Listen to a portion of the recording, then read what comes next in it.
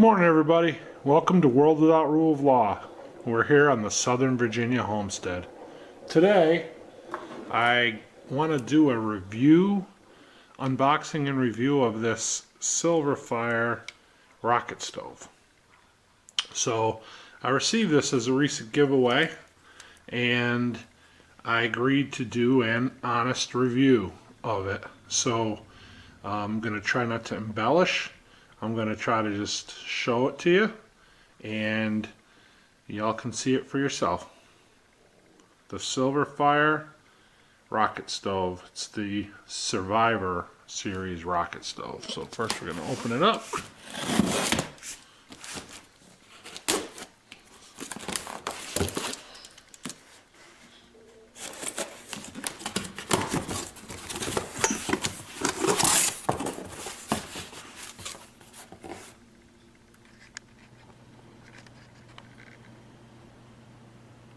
There we go.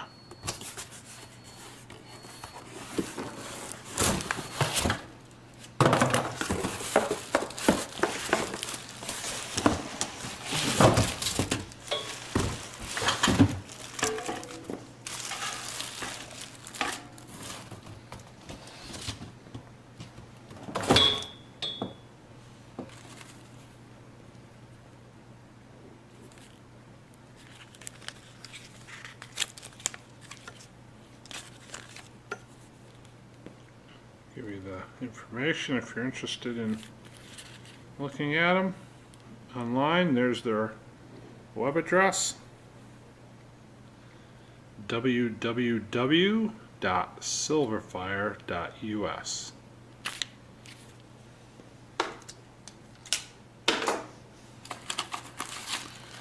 Okay, we got the paperwork. I guess this is some other stuff they make. Screws in here, instruction manual. I'll have to get into that a little bit.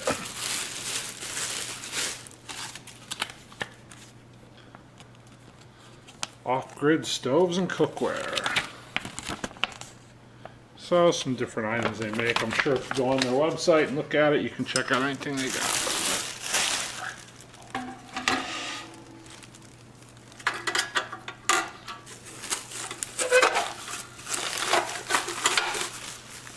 So we got in the package here, looks like to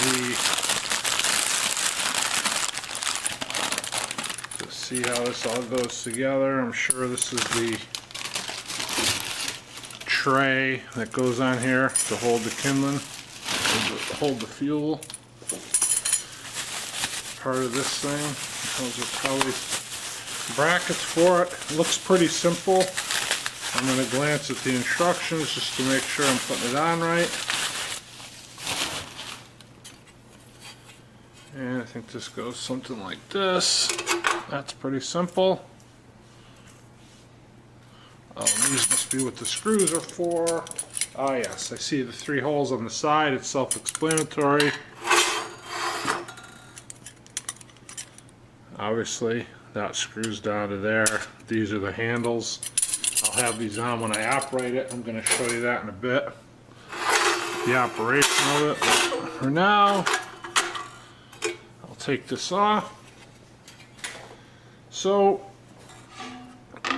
it feels like it's pretty sturdy.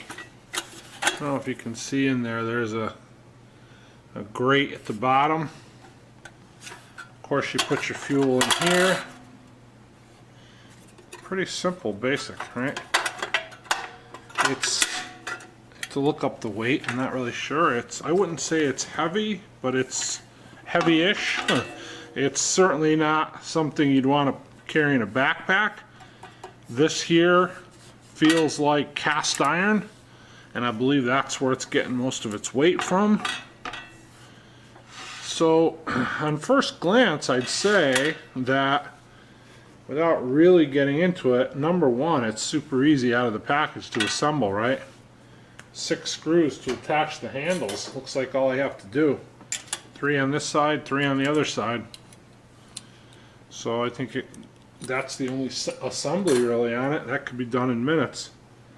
So I always like when something doesn't require a lot of complicated assembly. So I think that's good. It's sturdy, as I mentioned. It feels sturdy. It seems to be decent quality the way it's made. So I'm gonna put my glasses on because I'm not sure if these are screws or rivets. Oh, they're rivets. This is riveted on, but again, it seems like pretty sturdy construction.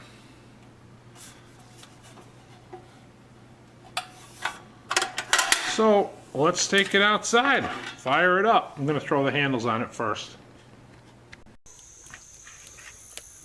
Okay, so we fired up the rocket stove, and I got some sticks you see in the pile on the right there that I picked off the back, some dead branches and stuff. It had rained not too long ago. It's kind of like drizzly and damp last night too, so they weren't soaked, but they were a little damp. So I had a little trouble starting it, so I did go down. You see the tip of it over there. Went down into my workshop and grabbed some thin pieces that I was like, they're like tongues off tongue and groove, or little pieces of pine. It's all pine and it's all really dry. So I did use that to get the sticks going. But this isn't a video on starting fire, so I just wanted to get it going. I did use a Bic lighter. I didn't use any kind of special primitive method to start the fire. This is just a review of the stove itself. So as I said when I built it, or put the handles on it, unboxed it, all I did since then was put the handles on it. It seems to be pretty well constructed. The fire started. I have 2 quarts of water, half a gallon of water in a Dutch oven. It's a cast iron Dutch oven that I use on fire and whatnot, so didn't want to use a good pan because it'll continue to get scorched. It already is anyway, but I'm going to place that on there now, and we will time the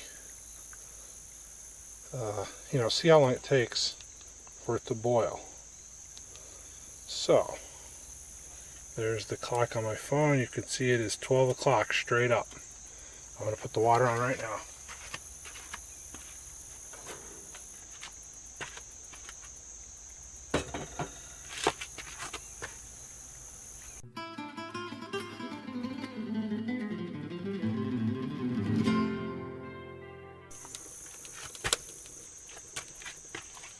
All right.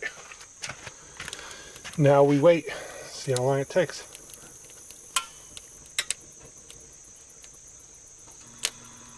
You know, the nice thing about the rocket stove, most of you probably know this, it takes all the heat. The walls are insulated. Every bit of heat that comes off of those sticks goes right in through that flue channel directly under the pan in the center of the stove. So unlike trying to cook on an open fire where you have heat going everywhere, this is much more efficient. Every bit of heat, every BTU of heat that comes off of that fire is going directly to the bottom of that pan. So it's, I suspect that it's going to boil that water fairly quick. I'm going to go in and grab a pot holder just in case that's hot, which I believe it will be.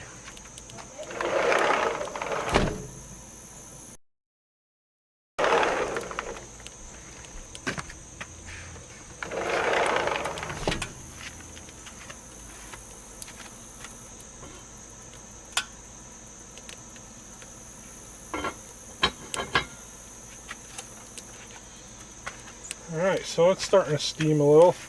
It's 12:04, it's been on there 4 minutes, and I'm just going to keep the fire stoked.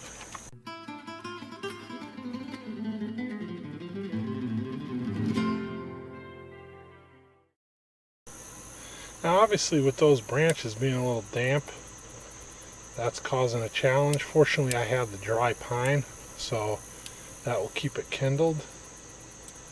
Other than that, it would be a challenge.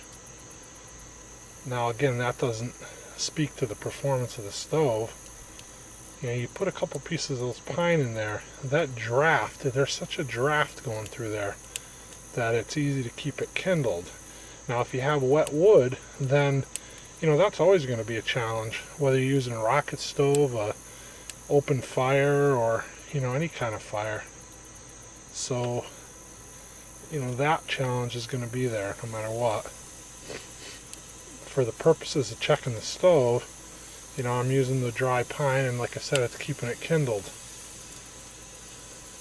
And what it's doing is drying off the dampness on the branches, because they are burning also. But if I had just the branches, it'd be a little more challenging, I think, to keep it going. Again, that doesn't speak to the performance of the stove. It's just the conditions being what they are. And so I'm getting around it by using the pine.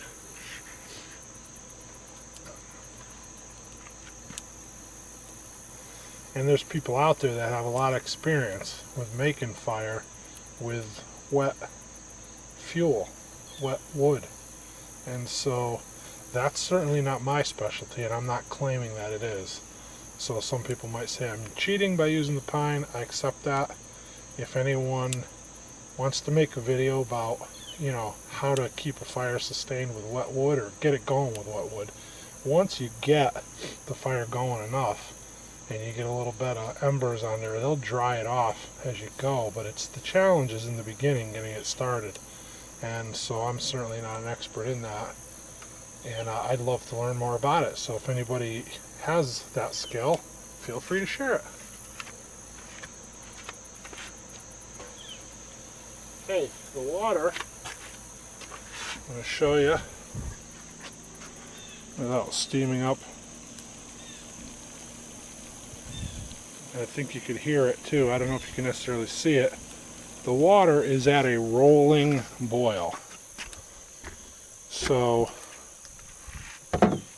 it may have been boiling for a couple minutes, but you can see 12:09.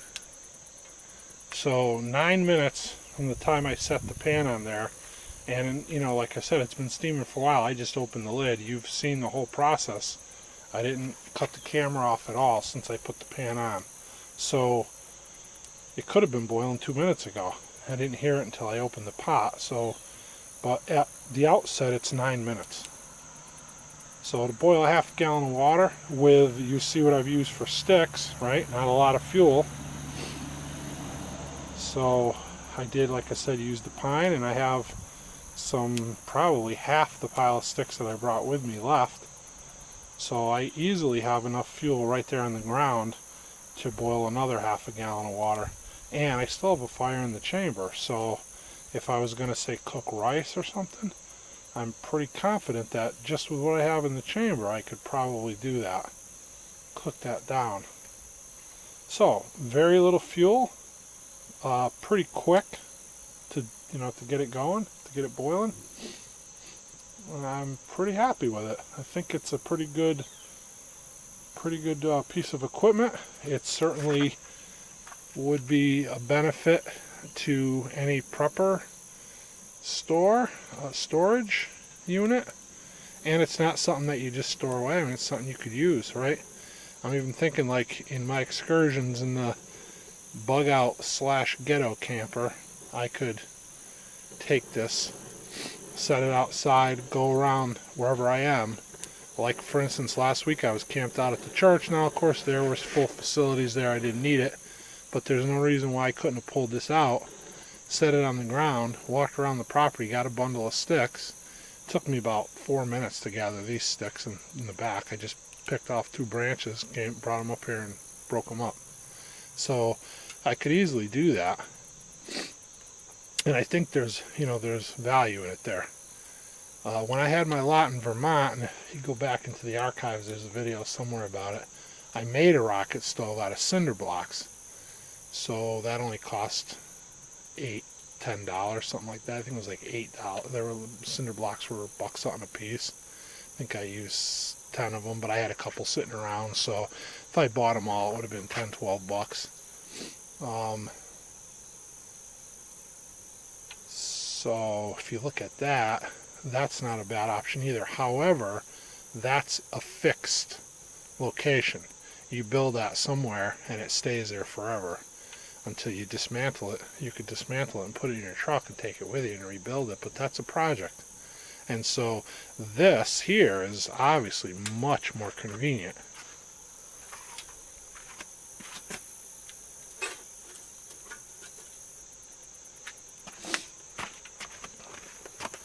So there it is, Silverfire rocket stove. I'm going to put a link to their website in the description, and if it's something y'all were considering, I hope this video helped to just show you how little fuel it used and the time it took to boil a half a gallon of water.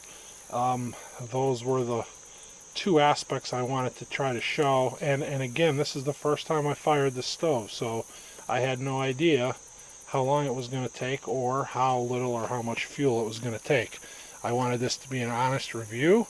I just wanted to show it to you for what it is, and I'm happy with it. I think 9 minutes is, again, it could have been boiling at 7 minutes, so I think that, you know, the time it took to boil the water, the pot is cast iron too, so that absorbs some, you know, it takes a few minutes for it to heat through.